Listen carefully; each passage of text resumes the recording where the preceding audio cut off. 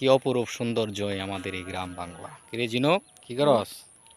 কেরম জমিন দেখতাছি। ও ক্ষেত দেখতাছ, বৃষ্টি হয় না? বৃষ্টি হয় না, ধান এই যে চুষা দেখেন করবো। প্রচুর দিকে চতুর্দিকে সবুজ আর সবুজ, যেদিকে চাইবেন সবুজ আর সবুজ, সবুজের সমারোহ। এই দেখেন ধান গুলা মাত্র বাইরিতেছে, কিন্তু বৃষ্টির জন্য সব ধান ঝাইরা বাইরিতে পারতেছে না।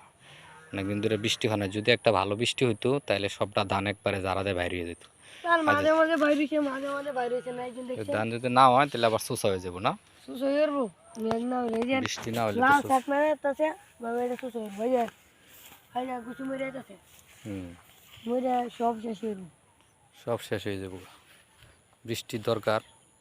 আল্লাহ তুমি রহমত করো, বৃষ্টি দান করো।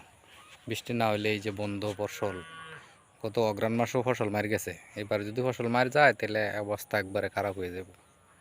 এই যে পুরাটা বন্ধই দেখেন, এটা আমাদের বানবিল, অনেক জায়গা নিয়ে। এটা হচ্ছে বানবিল। বানবিলের নিচ পর্যন্ত একদম পুরাটা বিলই লাগানো হয়েছে, কোনো জায়গা বাকি নাই। এটা হচ্ছে আমাদের বাড়ির সামনের যে বন্ধ, বিশাল বড় এলাকা জুড়ে ফসলি জমিন। আর আমাদের এলাকার একমাত্র সর্বোচ্চ আয়ের উৎস হচ্ছে ধান চাষ। এই ধান চাষের উপরে আমরা নির্ভরশীল।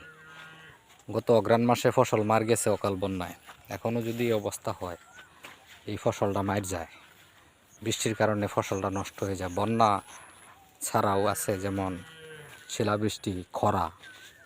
খরা যখন যে সমস্যাটা দেখা দিচ্ছে, বৃষ্টি হইতেছে না। এখন যদি বৃষ্টি হইতো সকল ধান বাইরে যেতে পারে। বৃষ্টির জন্য যদি ধান বের না হয়, আর যে ধানটাই বের হইব এটা চুষা হয়ে যাবো, ধানে মুড়া দিত না, ধান নষ্ট হয়ে যাবো, পুড়ে যাবো গা, ক্ষেতের ক্ষেত পুড়ে যাবো গা। এই অবস্থা যদি হয়, তোরা ক্ষেত কোনটা?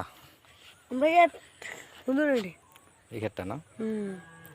ও আচ্ছা।